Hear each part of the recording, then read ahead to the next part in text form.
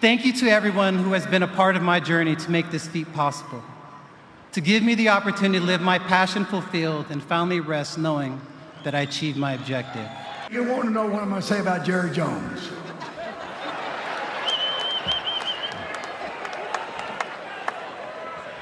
Well, Jerry, you told me. You said, we're going to make sports history before we ever bought the Cowboys, before you bought the Cowboys, because I didn't pay a damn cent. And you know what? We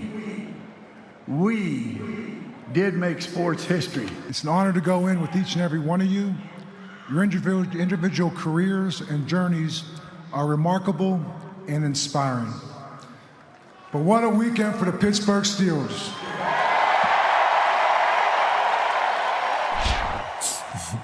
Such a genuine smile. I have to love it. Those are just a couple highlights from what was an incredible weekend, a magical one from Canton, Ohio, with the Pro Football Hall of Fame enshrinement ceremonies. Burleson, you were there. Yeah. You were there to support several people. Tell me about everything. It was an amazing night. First time I was able to actually go and listen to the speeches and just be a fan. I wasn't working. I was there to support Bill Cowher. I saw Calvin Johnson on stage. We talked for a little bit as well. But it was motivating. You know, I had got off the set and I was headed back to the car, and I called my wife immediately and I said, we have to do more to push our kids for greatness academically and athletically. Wow. Because of the way that these guys talked about how they approached the game when they were younger. How, you know, Troy saying this was all I wanted to do. This is all I cared about. Steve Hutchinson saying I want it to be great and I put the work in to be great. And that is why I'm here. So that was just something that I had to say because I was motivated once I left there. But as far as these speeches, Edgerrin James was phenomenal. Maybe the best I've ever heard. The fact that he went up there and, you know, he was very thoughtful, selective about the words that he was saying, very honest and transparent about his humble beginnings. He's funny. I know that because I know him a little bit. But, you know, going up there and talking about the perception and how people saw him with the gold teeth and the dreads.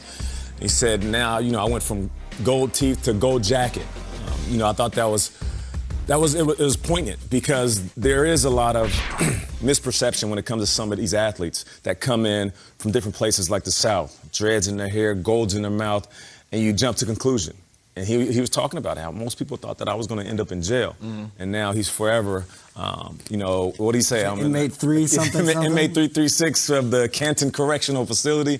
So shout out to Edgerrin James, well-deserved and a great speech. Yeah, I loved Edge's speech. I loved all of them Saturday night. Then last night we had more, and you know, it was really good, one after another. Like, Tom Flores was really funny, and I thought John Lynch was poignant. I thought Charles Woodson was tremendous, but Peyton Manning had a message that I thought was really interesting, and it wasn't about I or me. His whole message was about, like, we've got this great sport, this great game. Let's keep it going. Like, let's keep the flame going. This past 2 years have been brutal for everyone, but like football's been the one constant. I actually thought his final statement was really telling, and if you didn't get a chance to watch it, I'm going to toss to it here. Here's Peyton Manning's final words of his Hall of Fame speech. As members of this honored class, we have a responsibility to make our game stronger, from the corner playground to the most celebrated stadiums. During the past few years, the game of football has been challenged by an explosion of sports and entertainment options, safety concerns, erupting social justice issues, and a worldwide pandemic. Displaced fans have taken on an entirely new meaning as our stadiums have been shut down and fans shut out. We certainly shouldn't walk away now.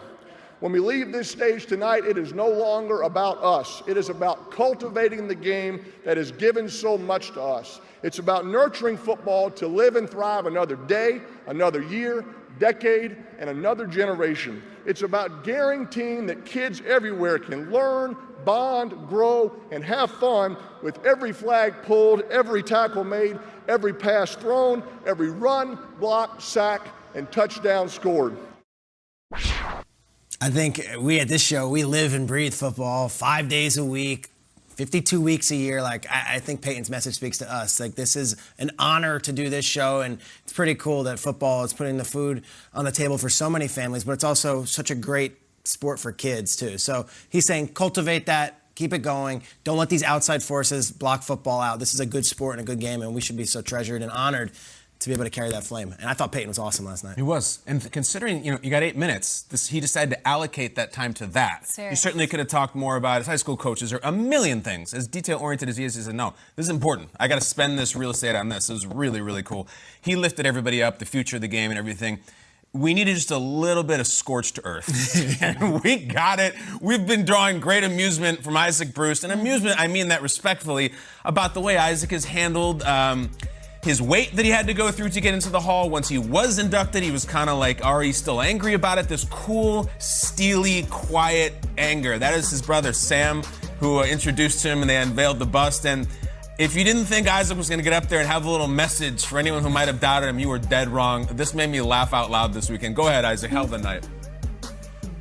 To the nameless voice that called me 2 weeks before the draft in 1994 to let me know that the NFL wasn't checking for me. They didn't like me. They like more of NFL legend Bertie Manuel and Ryan Yarborough. I know you're alive. I know you're listening. I pray God keep you alive for this day. So my message to you is, rap legend Kool Mo D wanted me to ask you how you like me now. Yes, sir. The scout. So to review that, a scout or someone called him and said, we're not looking for you. Isaac said, I have prayed that gentleman is still alive. That God kept you alive. That God kept you on this earth so that I could say to you, how do you like me now? That is what dreams are made of. And I just have to say, there's an ancillary benefit for Hall of Fame weekend in that you learn more about the players you didn't know.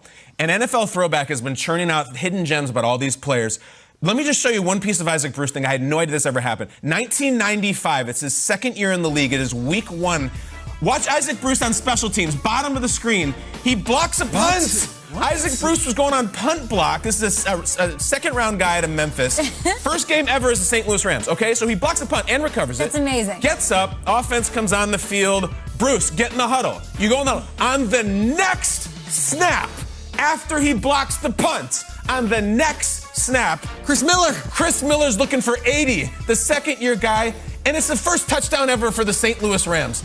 Isaac Bruce did that on back-to-back snaps. What? And then, 26 years later, said, how do you like me now? That, my friends, is damn Hall of Famer. I love you, Isaac Bruce. And look at that bust. It's glorious. It is a great bust. It's great. All bust. business. Talking and revealing more of those busts this morning if you missed anything. You guys, I'm just always waterworks. You guys don't get emotional when you guys watch these things. Sure. It's like getting on a couch knowing you're full. It's like watching The Notebook. Archie and